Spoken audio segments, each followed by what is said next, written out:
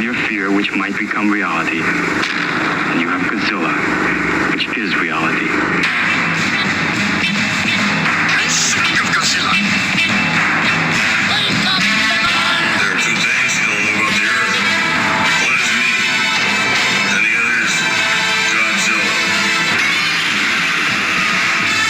We're safe now. No human being can understand that. The monsters on Monster Island can understand it. Whether he returns or not, or is never again seen by human eyes, the things he has taught us remain.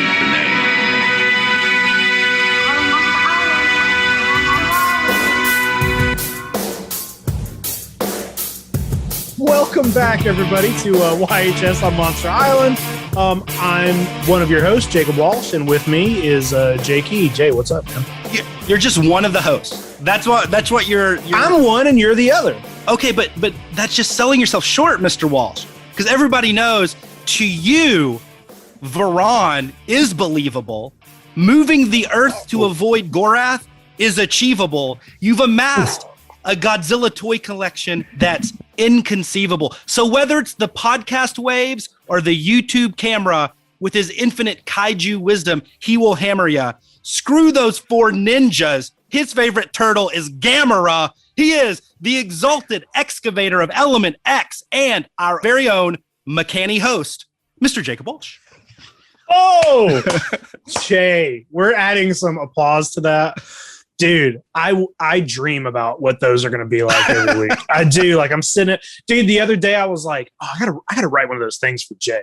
Because he shows me up every week, and I was just like, I just can't do this. I can't do it like you can. Hey, you're the star power. They're here because of you. I'm just I'm the. Are they here though? Here. Is anybody here? Is anybody listening? Listen, we're a new show. If you're listening, let us know that you're listening. I know maybe some people are listening. They're coming over from YHS. If that's true, thank you.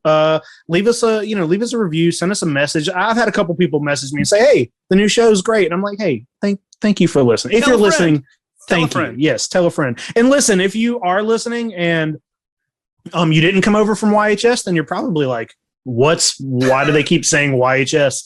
YHS is the Yes Have Some podcast, which we I've been doing for 5 years, and go check that out. But we kind of evolved out of YHS, much like the humanoid monstrosities at the end of Shin Godzilla's tail. I like it. We branched off of YHS. So, well, and also, Jacob, like, don't forget, it's not just. And I act like I'm one of the founding members. I'm not. I'm the Monster Island guy. But you guys also expanded into other awesome shows. I mean, Toy Anxiety is a monster hit. No pun intended, because we're a monster show. Everybody digs them some Toy Anxiety, whether it's podcasts or like I do. I watch you guys on YouTube on the live stream because it's badass. But the Toy Anxiety show is amazing. We do have a Toy Anxiety live every Tuesday night at 9:30 on YouTube. Also, Abigail Gardner, who also does YHS, she's going to be starting a show called The Bad Bitches with I love it with Katherine Hansen and Ryan Dole, who's also on Toy Anxiety, and they're gonna be talking about the Bad Batch. So I don't know exactly when that's going to. I think the 17th, Monday the 17th. Nice. I'm not sure. Go find one of them and ask them, and they'll tell you exactly when it's going to be. That's not my job, but Jay, I wanted to ask you, since last time we talked, have you watched? I think this is probably a question that will be an ongoing thing here. Have you watched any new monster or kaiju movies since last time we talked? Well, I've watched some new to you. Whatever. Yeah, well, I've done a couple of rewatches, and I have one that I did watch that I'd never seen. And I do lose a little bit of kaiju cred for this, but I'd never seen it. You've been trying to get me since like we first met to watch this, and I've had no aversion to watching it. I just haven't gotten around to it. Right. And I don't know if this is the time to talk about it, or maybe I have a feeling this is probably a big part of another episode where we talk about big non-Godzilla, non-Toho kaiju movies, signature ones.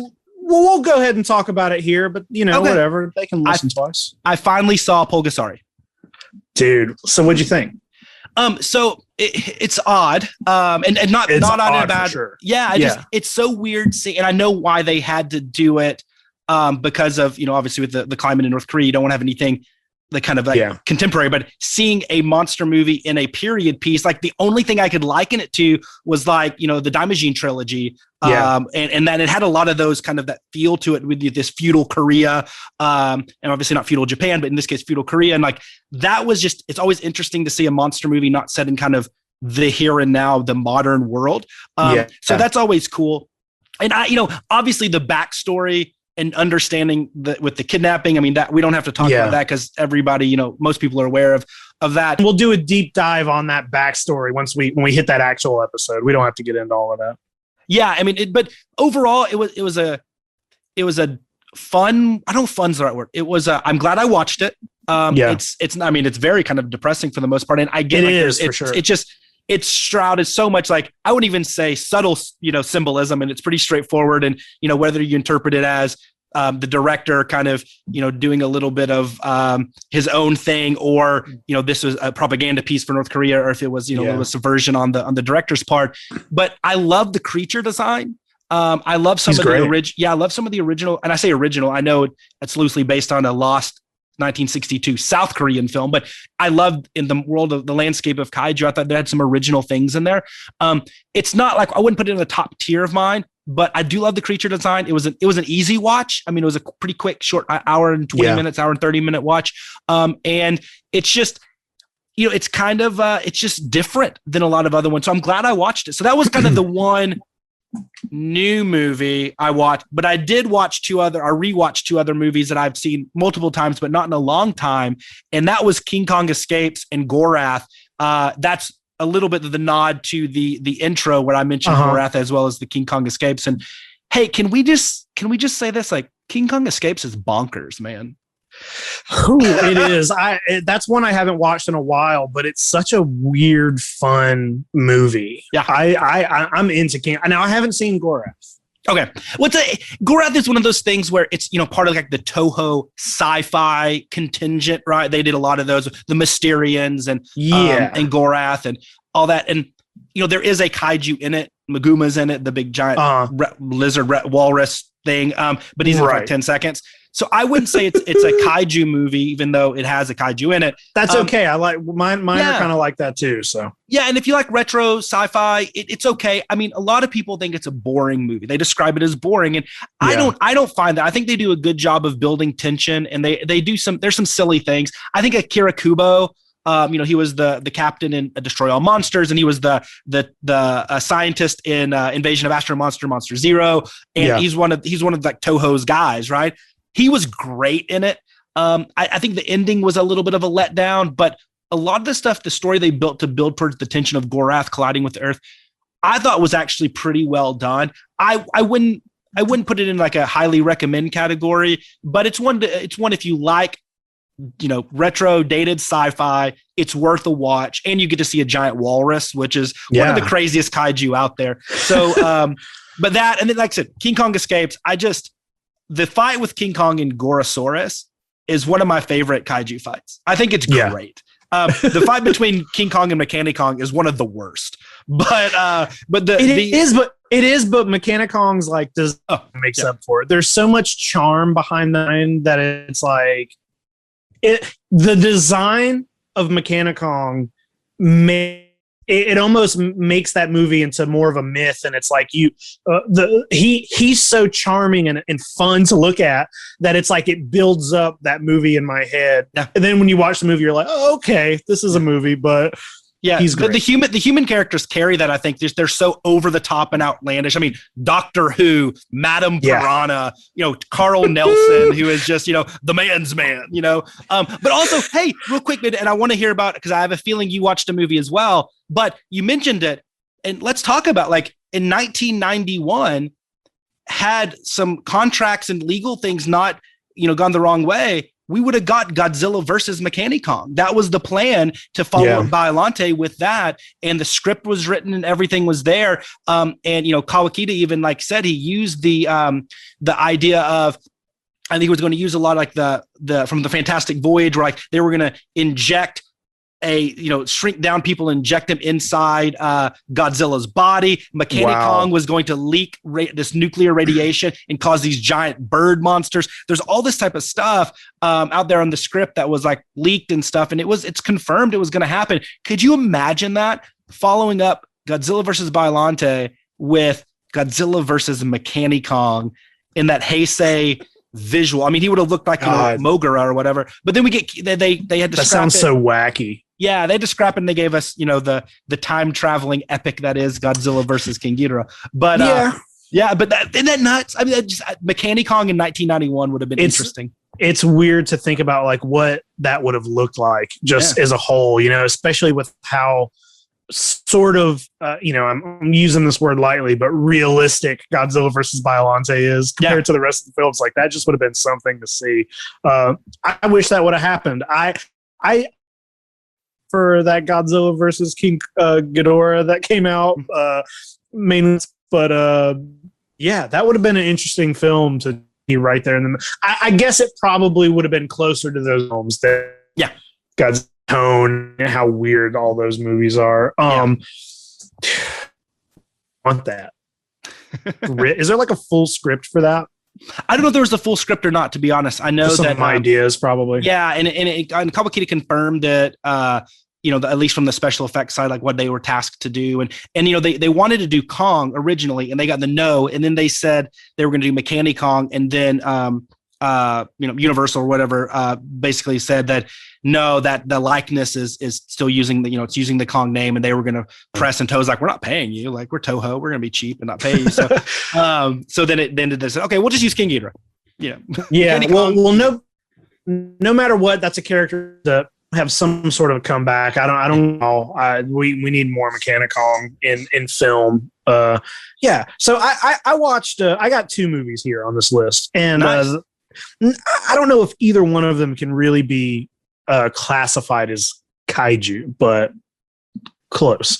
So this first movie is a movie that a friend of mine told me about. He was I'd never heard of it. He's obsessing over it. It's this movie called the Black Pearl. It came out in 1977. Not the Pirates of the Caribbean. Not Pirates of the Caribbean. Okay. It's I believe it's like a Spanish film. Came out in 1977, and it's kind of like a lost movie. It was never released over here. It's very hard to find copies of it. I only was able to watch it because he is like my friend John, who loves this movie. Has all this like promotional stuff for it, production stuff. He's like in contact with the directors, like kids or something, and like he's really into this movie, and he had to like email me a rip of this movie basically. So I watched this like bad copy of it, but it's great. It's about this kid. It's about this like fishing village who to make their money they go out and they dive for pearls, and this kid like really wants to learn, and he's like, but he's getting old enough, and he gets a teacher, and the teacher's like, whatever you do, you got to stay away from that cave over there. He's like, we don't go in the cave because the Manta Diablo lives in the cave, and it's just a giant manta ray. And they're big just normally. Yeah, they're big already. So, and then there's a bird that lives on top of the cave, and the bird serves as like he like warns people when the manta's coming in and out, which I thought was a really cool thing. And it's not a horror movie. It's not really like a children's movie. It's somewhere in between, and it's and basically the plot of this movie is one day the kid, he's not finding any pearls. He's getting annoyed. His mentor has to go do another job, and the kid's like, fuck it, I'm going in the cave. He goes in the cave and he finds this big black pearl, and immediately when he brings it back, he's like, look what I found. And everybody's like, you need to put that back in the cave. And like the manta gets pissed off, and anytime anybody tries to go out in the water, he's killing people, and leads to this like kind of battle between man and manta ray towards the end. And it's a very fun movie. There's a lot of they use a lot of real underwater footage in scenes, and it's just like nice to look at. And I'm kind of surprised this movie doesn't have any kind of a release. Carl Anderson is in it, who maybe not a well-known name, but he was in Jesus Christ Superstar.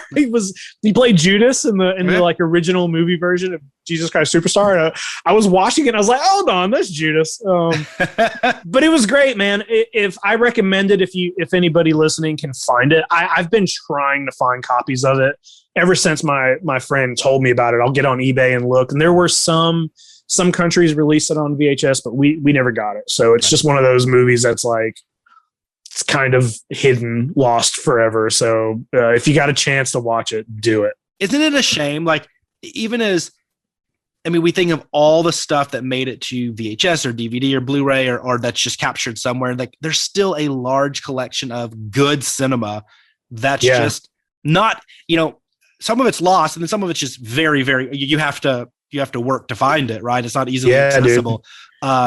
And that's just, it's a shame. And this sounds like it's one of them. That's interesting. You sold me on it. Yeah. I think it's fun, but also kind of a weird thing to think about when you're like, I'm in my 30s and I watch movies. So when a movie pops up that, hey, here's a movie, you're 30 years old, you've been watching monster movies your entire life, you've never heard of this movie, and it came out in the 70s. It's like, what the fuck? Well, all right, let's check it out. So yeah, highly recommend that if you find it. Now the other movie that I got on here, I watched on Disney Plus. Okay. So it's out there. 99's Mighty Joe Young. Oh, have you seen this? So you cut out the remake? Yeah, the remake. Yeah, I've seen the original one many times. I have not seen the remake. I know of it. I mean, it seemed to be, it's kind of one of those movies that's like a butt of a lot of jokes, right? Like, it's like, but so how good is it? Or is it watchable? Dude, I cried in the first 10 minutes of this movie. No way. And that's no joke. I sent a picture to Craig and Abby. And I'm like, hey, this is me 10 minutes in to Mighty Joe Young. That's awesome. The reason that even brought up, I've never seen the original either. And, the 90s was one of the best time for movies. And, Bill Paxton is in this. And in YHS, we did we recently, last week was the 25th anniversary of the movie Twister. So in YHS, we did a Twister episode, and we were kind of looking through his IMDb page. And I'm like, oh, Bill Paxton was in that movie.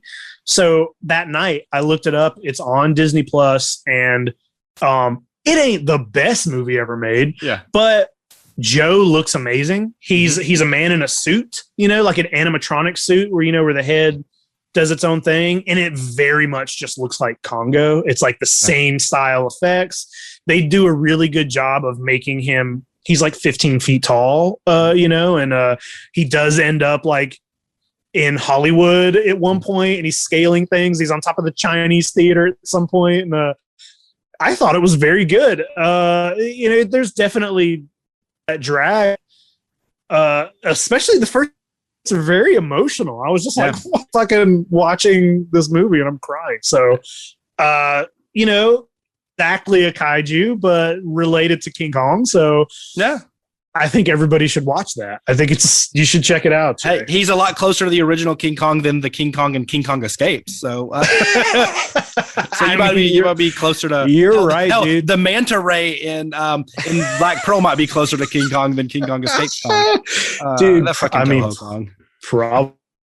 Why does he look so? What's wrong with him, dude? Why is his face like that?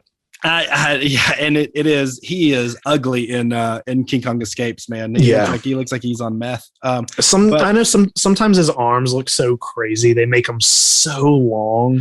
Like in Kong versus Godzilla, or King Kong versus Godzilla, the '62, like absolutely, like so awkward. Yeah.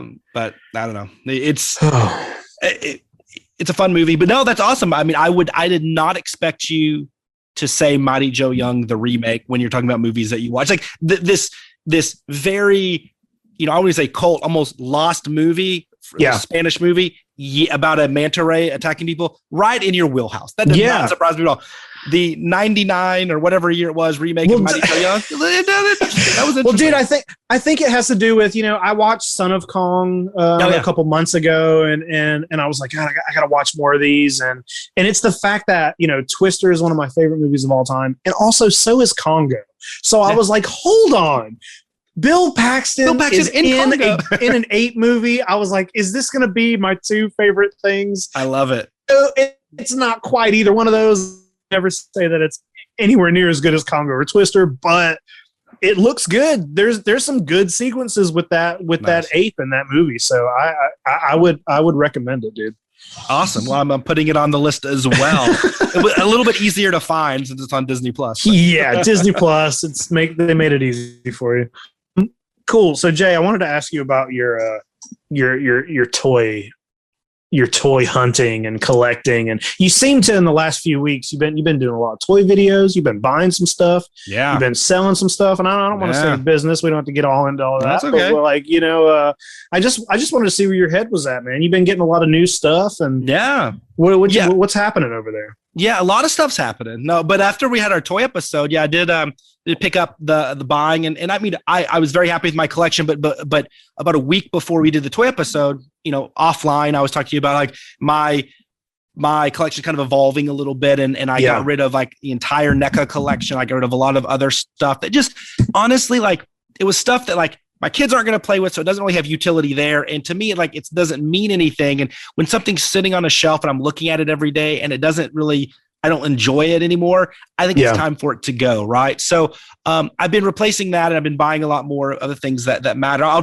highlight 3 little quick pickups here. Okay, I'll do my best to explain it for the podcast feed. But I picked up one. We talked about my first kind of entry into Godzilla collecting was the Bandai vinyls from the starting in 83 through 95. That Godzilla collection, the Godzilla series, whatever you want to call it, was really was it, right? Like, that was my favorite. And I don't collect a lot of kind of your standard Bandai vinyls, but I do, not actively, but if I see a really cool one from that collection that I don't have, I'll pick it up, right? I'm not super expensive, but the one I was missing that I really wanted, I didn't have it as a youngster, was this guy right here, which is the first one they ever released. This is the 62 King Goji, the Godzilla King Kong versus Godzilla version that was released in 1983. So this kicked off the line, and he's a big guy. I mean, it's an 8-inch vinyl, and he's every bit of that 8 inches. He looks good. Yeah, it's great, and he's thick. Yeah, oh yeah, he's a chunky guy, thick boy. But so that was my fun one. Not a hard figure to find. I mean, it's not a barge, as you guys would say in your YHS vernacular. But I did pick up 2. I want to show you 2. Now, these are 2 that these are signature pieces, but I just happened to pick them up since we talked last time. The first one, it's we use the term rare and exclusive a lot. This guy absolutely is. And this is from 2014. This is a Marmot, the Burning Godzilla Dezugoji. This was a G-Fest exclusive, so only 35 of these were produced. Whoa. Then that's a low number. Yeah, and then they did a slightly different, but very, very similar. They released another 25 in Japan that went out to the public. So let's just say, like, maybe the numbers, there's a few extra here and there. There's probably about 70 or so of these out there. So this is one I picked up from, actually, I got this from Kyle Yount from the Kaiju Cast. So, cool. Formerly the Kaiju Cast. I bought this off of him. I love it. I'm not going to go crazy and collect all the variations of the Marmot Dezugoji. It's a thing, right? There's some of these go for like $1,500, $2,000 and stuff. So I'm not going to be that guy that collects all those. But I wanted to have one really cool one. Dude, it's nice looking. Yeah, I love it. I think it's one of my favorite of the designs. So it looks similar to what he really looked like. It wasn't one of those weird, pink glitter, but the mold is really cool. It's kind of translucent in the orange parts. And then the other one, which I think when I'll do, which I'll talk about here, I wasn't planning on this. What I've been doing lately is, I've been buying a lot of undervalued, underappreciated kaiju to try to toys, so Fubi toys and stuff, to try to get them back in the market for people, and with only a slight markup. But then also, there's a lot of folks that want to buy some of these things that are only available in Japan, but they want to buy a $30 or $40 figure, but it's going to be $20 or $30 shipping, and they don't want to buy multiple items. So I'm buying a lot of those in bulk. and then we'll resell it with just a little bit of the markup for covering those costs. And hopefully that'll help people get a figure. Instead, that's $40 in Japan. They can get it for $45 or $50 instead of paying $80 or whatever. Right. We'll see. You've posted like 3 or 4 things where I'm like, oh, I'm going to buy this from Jay. Yeah. I'll cut you a deal. No, but it's a fun thing. Like, I'm doing this because I like to make sure these vinyls, these Sofubi, end up in good hands.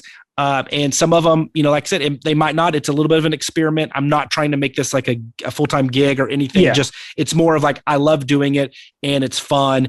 And hopefully, like I said, I'll get a lot of these guys out there. One that I bought, but I think I'm going to keep it in the personal collection because it is truly maybe my signature piece. Not the most expensive, but not cheap, but still one of my signature pieces is a Marathon 450 from this year, 2021, clear mold Biollante. This thing is a foot tall, foot wide, foot deep. It is a mamma jamma here. I love this piece, and I think I'm going to keep it. And a lot of people have the Biollante 450s, the Marathons, glitter, and all those. They're wonderful, but something about this clear translucent mold spoke to me, and it's beautiful. So I picked it up, and I think I'm going to keep it. I mean, hey, if you guys want to make me an offer, I can't refuse. I will sell it. But for the most part, doing that. And so, yeah, so I'm buying a lot of cool stuff. I mean, when you check out my Instagram or whatever, hopefully we'll have a little storefront here shortly.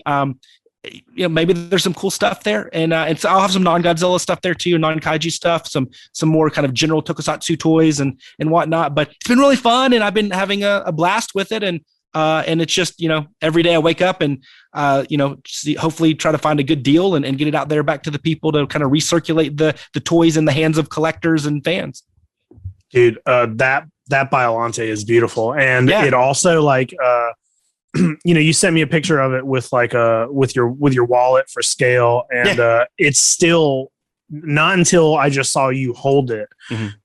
Can you really understand how big that thing is? Because usually all the vinyl toys are they're a foot or small. They're usually smaller figures. That is a big, beautiful Biollante. Well, and it's because like a lot of them are, they might be 8 or 9 inches tall, but they're thinner. They might be long with the tail, but this is like a cube. Yeah. I mean, it's a big foot every which way you look. Yeah. So I love it. It's and then buying lots of stuff. I mean, it's been a little struggling a little bit and a little stressful going to a lot of the local stores and antique stores. Not a lot of product there. I just booked a VIP ticket to go in an early entrant in July. The Dallas Retro Toy Show is coming, and they have a lot of Japanese from 70s and 80s Godzilla and Kaiju and Henshin and Tokusatsu toys. So I want to go there and kind of check out those booths. So that's not until July, but that's probably the best bet I have here locally to find some like cool big ticket items. Right, that'll be fun, dude. How about you? Toy show. There's a toy show happening here, not here, but pretty close to me actually. I think this weekend, and I had originally planned on making a trip and going down there, but now I got kind of a trip coming in a few weeks, and I think I'm gonna maybe have to pull back and not go to the toy show, which I'm sad about. But as far as like buying any Godzilla stuff, the only thing I've really, I did grab some more of the Playmate stuff. I was able to find the last 2 figures in that line that I didn't have, which was the giant Mecha Godzilla and then the Mega Godzilla, which those is that the one that shoots the Mega? Yeah, he lights up, and he's got like my favorite part about that thing is that when he lights up, his spines light up, not all at once. It's kind of like how they do in the movie where they start and they light up down his back, Very cool. That's how the figure lights up, which I thought that was very cool. So pick those up. Playmates, it's not like, those are the kind of figures that I'm buying them because they're, it's American Godzilla. I got to buy them. But like those aren't getting really displayed. Those are getting kind of keeping them in the packaging and just put them in storage for now, so I can have space for the good stuff. I did the classic YHS thing this week where I was sitting around and I was like, I had the itch to buy a toy, and I had been looking at I've been looking at some like sideshow Star Wars stuff. Like I don't have any of that kind of stuff. I don't collect Hot Toys. Yeah. But I've always kind of wanted one, and I started looking at Sideshow's website. But then I'm like, there's like 10 here that I want. I don't know which one I want. I can't get C-3PO without R2-D2. I can't get that. You know, I was just like, it was a pain in the butt. But then I was like, oh, you know what? Maybe I'm going to go buy that Jet Jaguar figure that I keep staring at. There's that on Awesome Collector. They have that Jet Jaguar set where it's 2 figures. He's the flying, and then the one where he's got he's like growing. I was like, oh, I'm just going to go buy that. And then I went to the site and I'm like, okay, it's sold out. And it's like, I've looked at it over and over forever. And it's one of those things where it's like, I'm going to buy this one day. And then when I finally went to go make the purchase, it's like sold out. And I think it might have just been a pre-order. So I think it's possible those will still be available. But, if I really want one, I can find one, pull one up somewhere. But I just like, that was just a classic toy anxiety. Yes, have some things that when you're finally ready to decide to go make that purchase, it's gone. Oh, yeah. Oh, it happens to everybody. 100%. I mean, especially like, a lot of these kaiju toys, ones that come over from Japan, they don't all come over. Like, it's not like you're getting this massive production flow in. So it's a lot of secondhand stuff through the awesome collectors and the big bad toy stores of the world and stuff. Yeah. So you just gotta, there's not a lot of them. So you got to jump on them. I actually just bought today, the YMSF, like the vinyl line. Yeah. And I've seen them 100 of them. I think it was the Raymond Toys and them did the release of the Behemoth from Godzilla King of the Monsters. Yeah. And it was, and I went to buy it like a couple weeks ago and it wasn't available. And there was like some that were like $250 on eBay, and I didn't want to spend that much. But I found one today that popped up on a site that I frequent a lot, Showcase Daikaiju. And I bought it. So I'm going to have that. I'm going to see how it is. I haven't bought any. I don't do YMSF, the 6-inch line. I haven't bought any of those. I'm going to see how the quality is and stuff. I don't know if it'll be, something I keep on the shelves or what happens with that. But I thought that was one that I've tried a couple times to buy it. And I didn't want it enough to spend twice as much. So, but it finally came available. So maybe the Jet Jaguar will become available with you. I think it probably will. One of the curses of like liking buying toys or having all these other, it's like, I walk in my like room with most of my collection, and it's like, I think most of that room is Godzilla.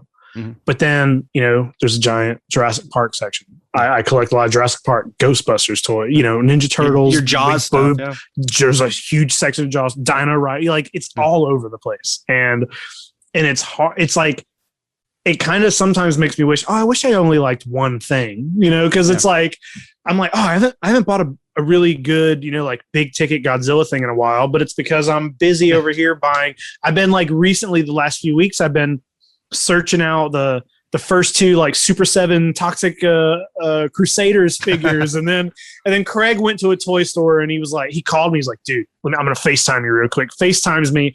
And they got an original Toxie from the Toxic Crusaders, and it's not complete, but it's mostly good. And I'm like, buy that because I just bought this first Super 7, then I pre-ordered the next, and it's just like, I need to take a break from everything else so I can buy some more Godzilla. It's just weird. It's like, lately my collecting has been all over I've been buying like Masters of the Universe figures lately, and I don't like Masters of the Universe.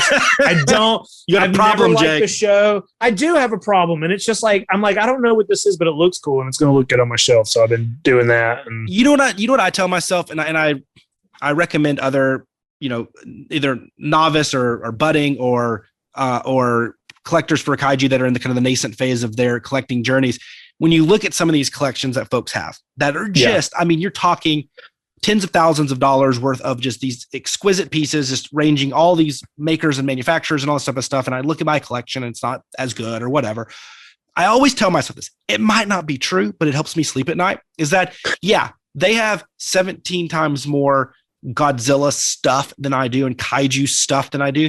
But guess what? I also have an entire collection of Dino Riders and this thing and this. And I think it's a curse of people that have so many interests and want to collect across all those interests, unless you just have unlimited funds, which, hey, if you do, awesome. I'm very happy for you. But a lot of us don't. That you either choose to go all in, I'm only going to collect Godzilla, and then your collection's pretty badass. So always think about that. If you got rid of your entire Kenner Jurassic Park line, all your Jaws memorabilia. You got rid of all your, your Ninja Turtle, NECA Ninja Turtles, all of your, massive Ghostbusters collection, and funneled all that money into Godzilla. Think of the collection you would have there too. So it's unrealistic to keep up with some of those guys, because I do feel that guys and girls, that they are focusing on that, and it helps me sleep better. Sure. They might have equally as big collections in other rooms, but it would be a full-time job collecting how you collect, how they collect that one line or one genre to do that for multiple lines. It'd be impossible. It's impossible. Yeah. It'd be nice. It'd be nice, but it's impossible. Speaking of toys, so Monster Arts revealed a couple things. Today, was it today that they revealed that there is a Mechagodzilla coming from Godzilla versus Kong? They released a photo of it, so. And I don't have a whole lot. Like, it's cool. They do great work. I'm not going to buy the Mechagodzilla. But what I did want to talk about a little bit is that they did a poll. I think it was early last week, and they asked people, hey, like, who would you want to see? And they posted a photo of like their ranking of the figures, and in the top three, it was like there was Mechagodzilla was, I think, 2 or 3. I don't have the photo in front of me. I don't know if you have that, but I don't. I can pull it up. You know what? I might have it in my. I might have saved a picture of it if I was smart, because I knew we were talking about it. But you might have sent it to me. You might have. Yeah. Oh yeah, I think I did. Sorry, we're gonna have some weird dead air here for a second. No worries. So YHS on Monster Island is brought to you by Kaiju Collectibles. I was trying to do an ad read. We don't have any advertisers, so I don't have any ad reads. We'll just make them up. We'll just do some ads, I love it. We'll just make up our own ads and then just tell somebody that they have to pay us for it. All right, I got the photo right here. So listen, number 1 was Godzilla 2004. So that's so weird. Was that Final Wars Godzilla? It was, yeah, with the bat ears. Why? You know what? I think he looks fine, but that if I'm gonna rank out of there's 10 monsters on this list, that's not in my top 5 of this list. No. So I don't know. He's a middle of the road Godzilla design for me. Okay, like he's not in the top. He's not. He's not the Lithium Goji. Exactly. Well, I think it's one of those things where by the time you get to Final Wars, you like that one because it's not what some of the previous ones were. Yeah. Number 2 was Mechagodzilla from Godzilla vs. Kong, which disagree. I'm surprised that was number 2. Wrong answer, people. It is getting made. Number 3 is an interesting one that I think maybe me and you might disagree on. It is Godzilla 98. Yeah, so it wouldn't be my number 3. Is it? It's an interesting choice, and he is very underrepresented in good collectibles, like anything basically other than Trendmasters, right? So I like the novelty of it, which is better than Mechagodzilla 2021 or Final Wars, which we have a lot and we're getting a lot.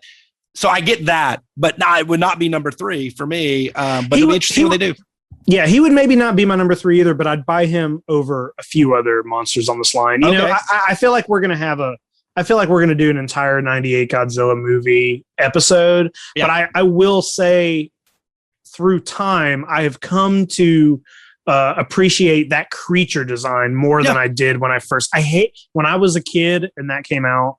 I was devastated when I saw that. Now I can look back and I'm like, you know what? It's a pretty good monster design, and he looks cool, and he's got kind of a regalness to his face, and I kind of like it. But you're right. Like, there's no toys unless you're buying the old toys, basically. So he'll be better in toy form than old CGI form. So it's 100%. Yeah. And hey, he made the cameo in Final Wars too, so you can put those two together. True. Yeah. So number 4 on this list would be my number 1, and it's Megalon. Yes. If it'd be at the top of mine, yeah. Now, I do buy some of the Monster Arts figures, but I pick and choose just the ones I like. If I come across them in a store and there's good prices, I'll pick them up. I would buy Megalon immediately. So speaking of Mechagodzilla 21 and Megalon, not in toy reveals, Bandai just released the pictures for both of those in their 6-inch movie monster series. So kind of the main line that's been going on. Okay. Yeah. Since, let's see, 2001, because you had the Godzilla collection, you had the Toho Kaiju series, and then you had the movie monster series. So the Megalon, I think, ships in July, and the Mecha Godzilla ships next week, I think, from Japan. Dang. So those are, $30, $40 price points. But the Megalon, are you picking up some of those on your next I have 4 Mecha Godzillas coming in. So maybe 3. Hey, the Megalon. You got any Megalons? I got the Megalon. I have 1 pre-order coming in. I'll talk to you offline about a place to get them for really cheap and cool. get them quick. But it's a $30 figure. Yeah, but I think it's the first Megalon Bandai's released in the series since the 8-inch vinyl back in 91, 92, whenever that was. I didn't get a chance to analyze it. It looks, to me, my first opinion is good, not great, but I want to do some more digging on it. And the Mecha Godzilla, I mean, I hate that design, but the for 6-inch cheap soft vinyl figure, it looks fine. Looks but anyway, good, I digress. Okay, cool. I'm buying that, by the way.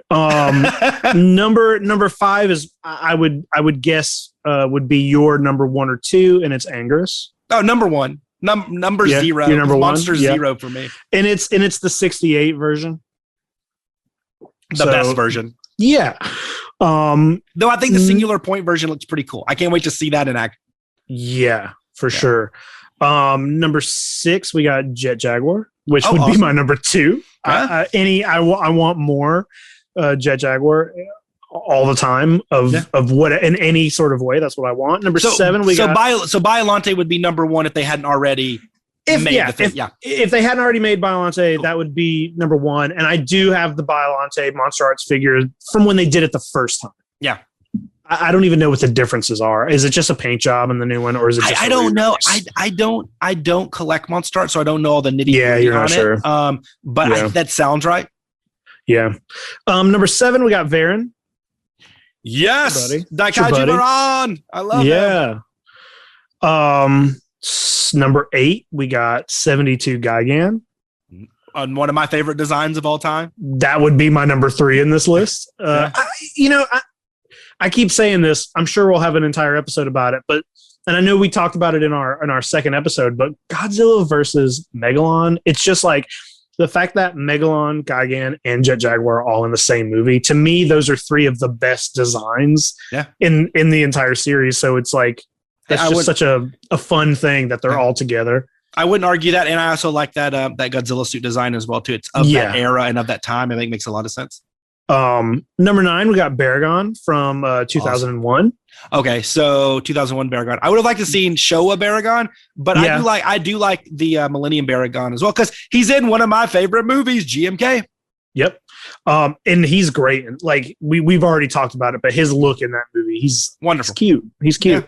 Yeah. Number 10, I'm surprised this is number 10 just because the way people are, but it's the 64 King Ghidorah.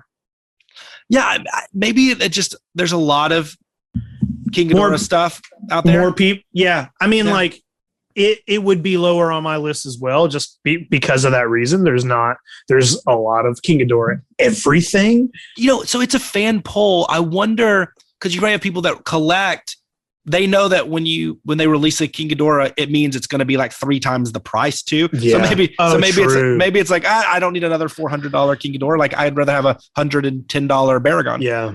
Now the only thing about this list is I just wonder how much of this is going to, how much Monster Arts is going to take to heart, and if they're going to, how many of these, or if any, they're going to actually produce. I hope it's not the kind of thing where they're like, people voted number 1, the Godzilla, so we're just going to make him. Yeah. I hope it'd be cool to me if they just go down this line, because there are 2 or 3 here that I would buy for sure. 100%. Yeah, there's some cool designs and cool monsters and a lot of variety. I mean, when you start throwing in freaking Varan, I think you get he's not a deep cut by any means. His own fucking movie, but he's a guy that you're probably not going to have the mass appeal that you would with a King Ghidorah or Mecha Godzilla or Godzilla. True. So it'll be, and the one I'm surprised isn't on there, because you could charge a lot of money. It's big. It's an amazing design. It's Space Godzilla. Do they they've already made Space? Oh, well, there you go. Yeah, there you go. I have him, and he actually came with, or at least the one that I bought came with Little Godzilla. Oh, that's amazing. Yeah, so it was kind of yeah. He came with a Little Godzilla, and he also has like some crystals that you can, and it's a great figure. Yeah, it's one of the ones that I was like, I'm gonna pick this one up for sure. Yeah, I'll send you some pictures of it. Nice, I love it. So, speaking of King Ghidorah being everywhere and that kind of thing, I kind of wanted to two of the things that I wanted to talk about a little bit. One of them's newer in the news, but it kind of relates to something that's a couple years old. Is that Japan's getting a Godzilla ride, and they released, 30-second teaser. Yeah, but we got a new Godzilla, and I think he looks amazing. And he looks good. And it's not just that. I've seen other people talking also hey, if this is an indication of the CGI capabilities that Japan is starting to this also looks good. Like legitimately the animation in this 30-second trailer looks better than a lot of the animation in some of the Godzilla films. Yeah. And this is for a ride. So the Godzilla here looks like a mix of the American Godzilla with, he looks very 90s Godzilla. Yeah. Like, it looks great to me. If they were going to produce another film and this is what he looked like, I'd be super into it. What did you think of his look? I love the look. I think it's unique enough to where you don't think it's another design, but yet it has some of those kind of touchstone things where it's a Godzilla, and that's not to say that it's a prerequisite to have those touchstones to be a good design. Shin Godzilla, perfect example, totally different, amazing, one of the best designs in the line.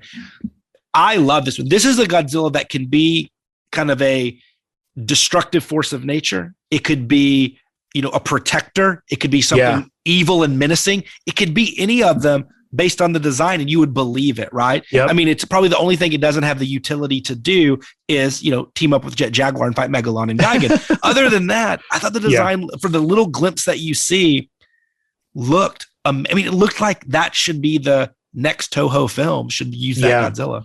His spines light up in kind of a different way than we're used to seeing. And there's something, what you just said about he could be either a protector or whatever, you kind of get a close up of his face and you see his eyes, and his eyes look very, gentle. And you look at his eyes and you're just like, oh, I could, this is a good being here, but it is big and menacing, and he's heavy, and he's really, he's, kind of fat, very, very thick, dense. and like GMK. I got some GMK vibes from the thickness of them. Yeah. It's just this big, heavy guy. Yeah. Something about his head, I've always really liked Godzilla's kind of eyebrows that the Japanese versions have always had. And seeing that again, but in a way that is like, we haven't had that, Shin Godzilla and then the American Godzilla. And now he's got those he's got sort of that cat-like face. Yeah.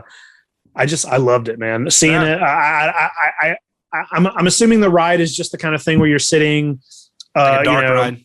Yeah, dark ride. You're in a chair or something, maybe just watching it on a screen, which is fine. I would love to be on any Godzilla ride. And this ride is at the Cebu and amusement park, right? The one the Cebu Railway owns. Yeah, I think so. And are they not saying that it's like kind of the first permanent ride? I think all the other rides they've had have been like limited time things or something like that. Yeah, I'm not sure. But it also, when this video popped up, I sent you a link to another video, which I'm assuming you watched. I did my homework, teacher. I rewatched it today because I was like, oh, I better watch this thing again. But Universal Japan for a while was pretty big on the Godzilla versus Evangelion thing, and they had a sit down ride where you're watching the screen. It reminded me, I just went to Universal a couple weeks here, and we did the Jimmy Fallon ride, which was awful. Right, Craig and Abby made me do it. Like Craig really wanted to do it just because that took over where the Twister ride was, and we were like, hey, if we're gonna talk shit about Jimmy Fallon, we better ride this ride. Yeah.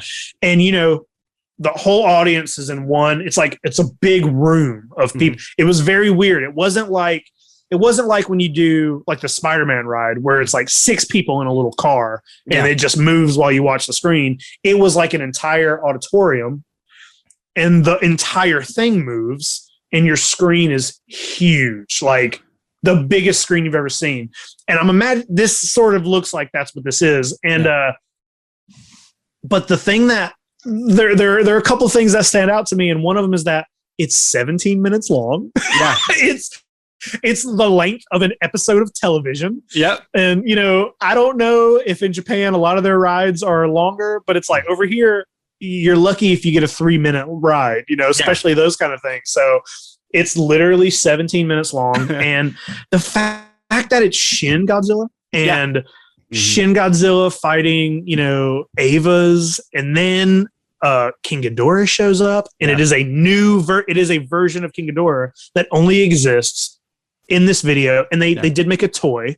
But the Ghidorah is very cool because he's like, he like slithers through the sky. He's like a snake that's floating around, and just the entire thing was like, I remember seeing this a few years ago and just being like, why the fuck make this into a anime or a movie? Like, this is cool. I wanted to get your take on it. Yeah, it was long for a ride. I mean, a lot of it, I guess, was technically like the backstory and the setup. It's a lot of exposition. It's like 8 minutes before Godzilla shows up. Obviously, like the newer ride, because of technology and stuff, looks like might be the better ride. But yes, you know, it's the cross up is interesting. The mashup is interesting. And I'm not a big Evangelion fan, and I don't know a ton about a lot of the mech shows over there. But it was cool. The thing that was interesting is seeing Shin Godzilla against, like we talked about, he doesn't really work in a versus. Yes, that was interesting because like what we know of Shin and kind of what he represents, and he is just this, you know, this being trying to evolve, right, and evolve to immortality, and he takes on these many forms. It just seemed odd him fighting these other beings and stuff, and I guess that would be part of it. But and then he just goes away. So it's like, goes away. Yeah, it's like it's like they take the character of Shin Godzilla, and I'm sure, you know, this happened when that was the big thing, so that's why they used Shin. But they took his look, but then threw the rest of the film away and said, let's make him feel more of a classic Godzilla. He's going to show up, he's going to cause some chaos, but then he's going to fight King Ghidorah and he's going to go back. That's exactly what it was. Yeah. I think the star of the show was, and you mentioned it, was everybody's favorite 3-headed space dragon. I mean, he looked awesome. You're right. The first thing I noticed was the necks and just kind of the slithering through the sky. I mean, he also has some new abilities here. Yeah. I mean, he's a badass. I mean, he's legit, like he is, you know, he's worthy to take on the beast and the mechs at the same time. I mean, he's pretty badass. And I agree. I think some of that slithering and stuff, like you can even see that when, and I know the anime King Ghidorah is, you know, this interdimensional metaphorical being or whatever. Right. Just some of those motions and that slithering, like I loved it. I thought it was great. But yeah, I think he stole the show. I think he was the best design. And it was just jarring to me to see Shin in that traditional Godzilla role, because Shin, the design, the creepiness, the horror, the horrific, this grotesque nature of it, works because of what it is. It doesn't work, I think, as a Godzilla force of nature. As a protector. Yeah. No. That was the negative. The plot of this kind of goes against everything they set up in Shin Godzilla. Yeah. And I guess, like, you know, we can look past it because it's a ride and they didn't care, whatever. But the King Ghidorah here is the main attraction, because it's like, I'm the first person to kind of be like, okay, let's use somebody else. Let's use a different monster. Well, we don't need to bring back King Ghidorah again. Yeah. And it's to the point where when he shows up and he's like that, and you're like, oh, put this one in a movie. Put this King Ghidorah in a movie. How about this King Ghidorah against the new ride Godzilla? Yeah, there you go.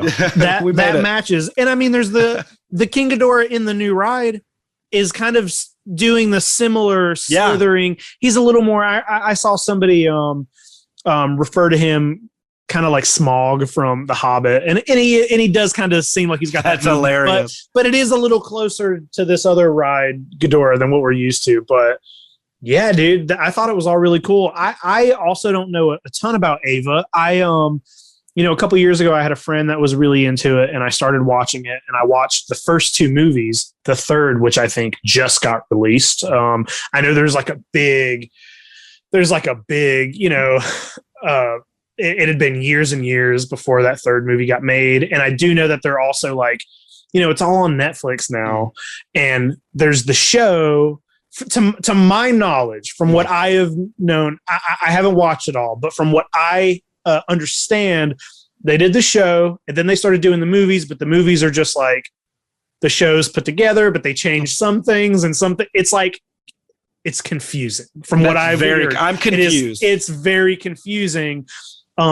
But it's monsters fighting giant robots, and I did like what I saw. It's so much to take in, and you're coming into it like anime has always been that kind of thing to me, where someone's like, "Oh, do you watch? Do you watch this?" And I'm like, "No," because there's 20 seasons of it, and I don't want to start something like that. But I know for a while, Universal Japan, like they had a lot of Godzilla versus Ava stuff, and they did figures. They did like crossover figures where the colors were and like it all looks very good, really cool, very cool, and it makes me want to know more about Evangelion. Yeah, isn't your fellow YHS podcaster, isn't John Yerkeba a big fan of that? I'm sure he can give you a very thorough review. Oh, he 100% could. I know he can. We've talked about just it off the top of his head. He would even. He always leaves me in the dust if it comes up, because like my knowledge for it is very minimal. And like I said, I did watch the first two movies, but it has been so long since I watched them. And when I did watch them, the person I knew at the time was like, they were like, watch the movies, you don't have to worry about the show, because they cover what's in the show. But it's like, do they? I don't know what's happening. It's just like, it's a lot. So so I have a question for you then. I have a question for you. Okay. If you had to design a Godzilla ride for the Universal Studios Orlando, because it's the closest. I mean, you can do Disney. I don't care. You pick wherever. Hey, maybe it's the YHS theme park. The amusement park doesn't know. Yes, have some rides. Yeah. What would you do? A roller coaster? Would you do a dark ride? Would you do like Showa era Godzilla? Escape from Monster Island. Now, if I had my way, the first thing that pops in my head is that I would want to make it similar to the King Kong ride they used to have. Did you ever ride the original King Kong ride? The original, no. Okay, so I did, but I was a kid when I rode it, and I was terrified of it. And the first time I was in line for it, I was like 5 years old. The first time I rode it, I was like 5 years old, and I made my grandmother take me out of line, because when you're in line for that original King Kong ride, over the speakers, you're listening to people screaming and news reports. And that original ride was based on the 77 Kong. Is it 77 that one came out? Okay. And the Kong is not a protector in that ride. You're trying to not be killed by him. And I remember just like being in line and freaking out because you hear his like foot hitting the ground, you hear him roaring, and it feels like you're in the city in any second, King Kong. And I was like, I gotta get the fuck out of here. Yeah. And then like half the day went through and I was like, all right, I'm ready to do this Kong ride. And I'm glad I did, because it was amazing. But it's you're on like a trolley. Mm-hmm. It's like it's like you're on a trolley car going through town. But King Kong's fucking shit up, and he keeps popping up, and he's a life-size animatronic multiple times, and he's like, he's terrifying. It's the scariest thing a 5-year-old can think of. And if I'm designing a Godzilla ride, I want it to be scary. You know what I mean? Yeah. I want that kind of feel. Like think about like Godzilla, 85 or something, how dark it is. And he's just stomping through the city at night. And think about like some kind of ride where you have multiple animatronics, trying not to get stepped on, or just that kind of, the scene in 85 where you see Godzilla for the first time and that guy walks outside and there's that slow pan where he looks up and Godzilla's just like, imagine that for real. That's what I want a Godzilla ride to be. I don't need him fighting somebody else. I just want I want him. I want to not die from him. That's the thing. Like, make it dark and scary and like cold and like he's popping up at it. You know what I mean? Like, make it like that. That's what I want. Yeah, I think the interesting thing is, could you do that like with the animatronics? Because even though Kong 76, 77, whatever it was, like he's still like 1/10 the size of Godzilla, right? Exactly. So it'd be hard to get probably Toho to agree to that, but maybe without all the virtual reality, the 4D, like you could do the immersive and where size and scale isn't an issue. But I don't know. I think maybe a blend. I think I'd like to do a submarine ride where you ride an Atragon and you you go through all of the try to get out of Monster Island or whatever, and you have to fight off Titanosaurus and Manda and all these other things. It could be crazy, dude. That would be good, and that would they could do that very easily too, especially if they do the kind of thing where like the Kong ride now. Have you been on the newer Kong ride? No, I've been on the one that was was it still like with the Peter Jackson Kong, or is this a new? Yeah, one? that's it. Yeah, Peter. Yep. So for people who haven't been on there, like the Kong ride now, you're on like a little train thing, bus or something, and most of the ride you're just looking at a screen, and it's a screen on either side of you, and all the action's happening, but it's like you're there, If they did it that way, they could do that easily. It would be the exact same setup. You'd be in a submarine and it'd just be a screen on either side of you with all the creatures and monsters. And they could do that same kind of technology for the one I was talking about, but like, that Kong ride at the very end, there is an animatronic Kong head just kind of like waving you out, basically. If they did that kind of thing, like imagine if they did imagine if like the beginning of the ride, you're kind of like trying to run to your transport or something, and they had an animatronic Godzilla foot that comes down close to you or something. And then maybe when you're on your tram or whatever, it's a lot of the CG, put your glasses on, that kind of thing. And that would be cool, man. I would be into any kind of like, oh boy. I mean, like, it'd be great to be in the middle of a fight, like what they're going to be doing. But I think those like scary rides is like, that's where it's at, dude. Oh yeah, and something that Godzilla hasn't ever had that treatment in ride form, and we haven't had anything over here anyway. Like it could be, I don't know, it would be awesome. It'd be awesome. I'm all about it, man. Well, speaking of real quick, one thing I wanted to ask you about, we've talked about this briefly, but so with Singular Point on the horizon, right, for the US release, we've been seeing a lot of these creature designs, these monster designs that we originally thought were Gabara and Titanosaurus and Varan and stuff, when it turns out they are not. They are named differently and everything. Right.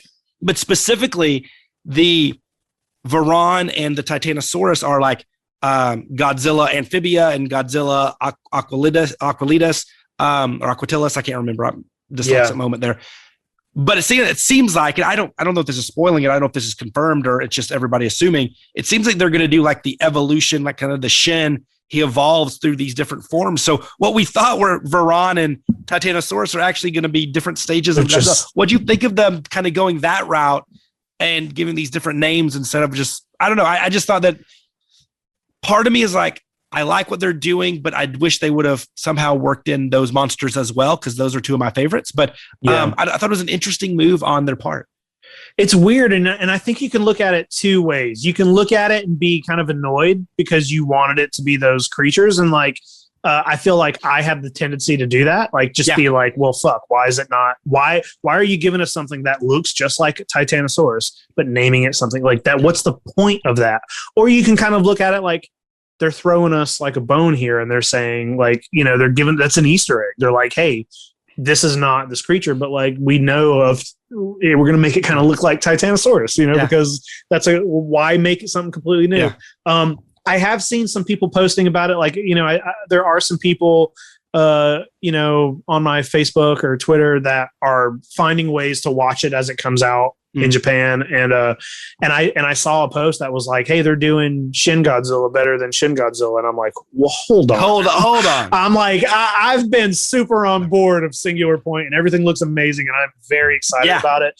And I'm super pumped about all the hype it's getting. And I cannot wait to see this show. But I love Shin Godzilla. Yeah. So it's like when someone's like, this is better, I'm just like, oh, no, you don't know what you're talking about, but I don't know. No. So it's different. I mean, you can't compare. I mean, I haven't seen Singular Point, but I'm assuming same. We're hey, cut to a couple months from now, we're going to watch it and we're going to be like, Singular Point's better than Shin Godzilla.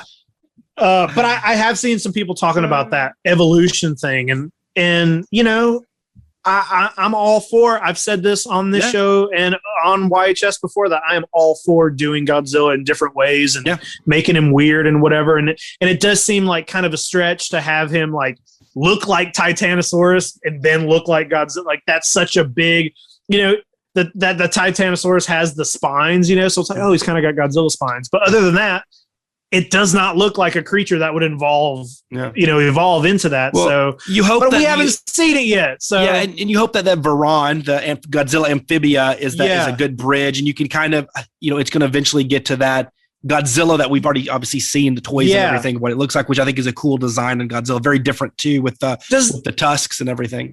Well, now what I'm wondering, because that, you know, I every time an episode comes out, I see people posting about it, and they'll post like, I don't know if you saw the thing about Anguirus's ability in the show. No, I haven't. I've been trying my best.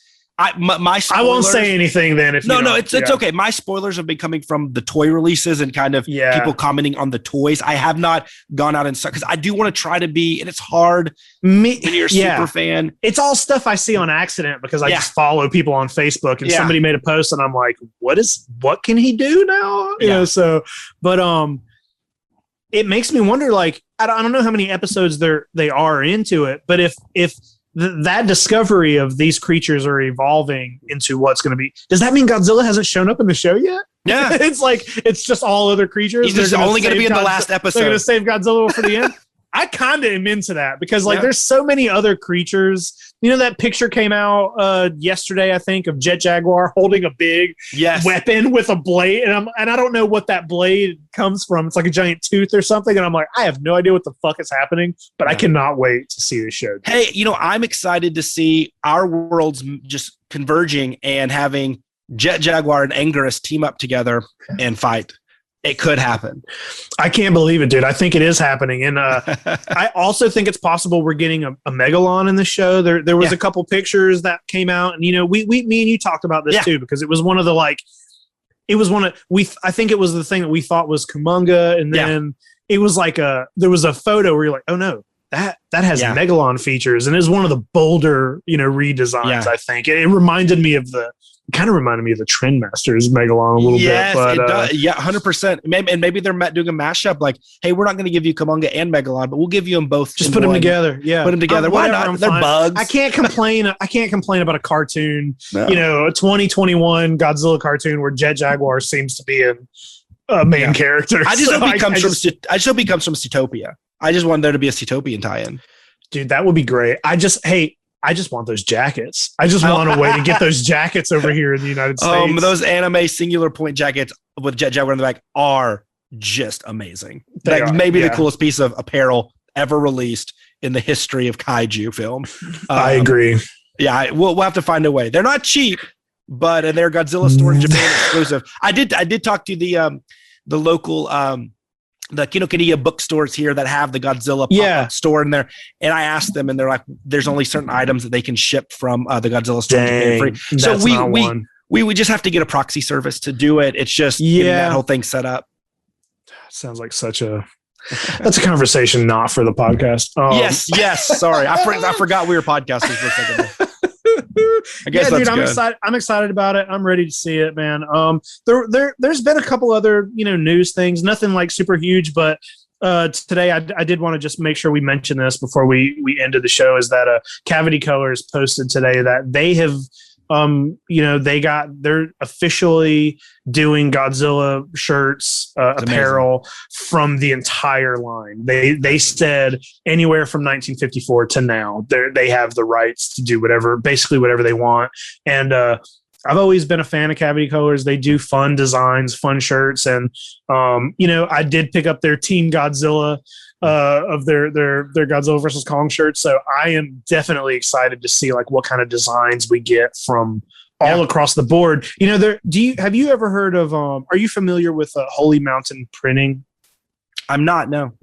They do they do a lot of like heavy metal band shirts and stuff, but they also do like some horror shirts and stuff like that. And the reason I found them is because for a long time they were doing lots of Godzilla shirts, and some of the best shirts that I've ever, like some of my favorite Godzilla shirts. Then they were putting them out a lot. They put out a couple Gamera shirts. They put out Godzilla versus Megalon soundtrack on vinyl, and it came with a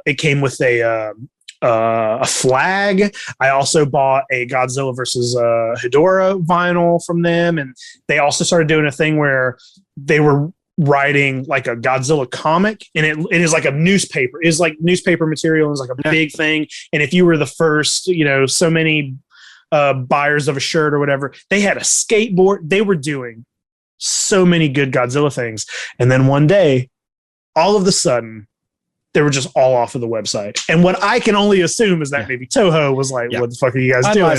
They didn't address it. They didn't post anything about it, but just all of a sudden, all of the Godzilla stuff is off of their website. They had one shirt that I didn't buy because it wasn't in my size, and then it sold out and they never restocked it. But it was just a black and white shirt, had a Godzilla from 85 on it, and it just said "Watch Godzilla" really big. And I was like, fuck, I want that. Fuck, I want that shirt. But for a long time, I trust you on Shirt Talk, because the shirt I'm wearing was the artist you recommended to me, and I picked up the show has all the Showa kaiju in chronological order. I loved him. That was a reco from you on an artist, and I followed him on Instagram, and I figured out they had a TeePublic page. He's got some great. I forget his name off the top of my head, or I'd say it Seagrams or something like C. So. It's got I have a print of that shirt, and I love that you can also get those shirts with just each individual monster, and I've been meaning to pick a few up, and I just keep forgetting. Seeing you wear it reminded me, but Holy Mountain Printing was the place for a while to get like a lot of new cool Godzilla shirts, and now it looks like it's going to be Cavity Colors. So I'm excited to see what they do, man. What do you want on a Godzilla shirt that you don't like? I'm trying to think. Like, I got a couple Megalon shirts, I'm sitting here thinking, like, what kind of deep cuts could they do? Skeleturtle. Skeleturtle. No, that's my go-to deep cut. But I don't know, because there are so many independent artists, you can get like shirts now through the TeePublics of the world and all the custom printing. Like, I have a couple cool Anguirus shirts. I need to get a good Titanosaurus shirt. And I get a lot of like the ensemble cast shirts that have a lot of the different monsters. I actually would like to see some random ones, and I don't think they'll do it because they have the official Toho license, but like random deep cuts like Godzilla versus Mechanicon that didn't happen, or a GMK that features Anguirus, Baragon, and Varan instead of the whatever, like kind of the things that never happened, never made it off the out of the film approval room. I think that would be kind of cool. I would love that. I would love like all the weird stuff. Like, I'll buy a shirt with some Dorats on it. I don't know. Yeah. I might be the only person, but there's an artist I follow, and I know her first name's Lisa. I can't remember her last name. I'm very sorry if she hears this and I forget her last name, but she does this really she does a lot of kaiju, and they're really cute. And she has a store with a bunch of shirts on it, and I've been meaning to pick up some from her. And one came out. She did one where it's like King Kong and Godzilla making out, and I was like, I've seen that one. I want this so bad. They're just like very simple and very cute. And she also kind of spearheads the Manila Monday. Lisa Nafziger. That's her. Yep. Yeah, I follow her. Yeah, she's a great follower. She has an awesome. She does some punk Titanosaurus one. That's an old one she posted on Instagram today. I love that one. She does some great work, man. I got to pick up some of her shirts. It's dude, I just love it. It's Godzilla shirts. Like, I need them all, and I'm just excited that kind of like a mainstream. Cavity Colors is mainstream enough. They've been around for a bit. They're doing a lot of stuff, so excited to see it.